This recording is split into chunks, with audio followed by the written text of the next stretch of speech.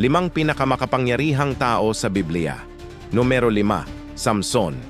Ang higit sa likas na lakas ang gumagawa sa kaniya, isa pinakamalakas na karakter sa Biblia. Bilang mga gawa na ginawa niya tulad ng pagkapanalo sa buong hukbo at pagpatay ng leon sa kanyang mga kamay. Numero 4, si Elias. Ang propeta na ito ay nagtagumpay na magpaulan pagkatapos ng tagtuyot at gumawa ng apoy na bumaba mula sa langit upang patunayan na ang kaniyang Diyos ay mas makapangyarihan kaysa sa mga propeta ni Baal. Numero 3, Solomon.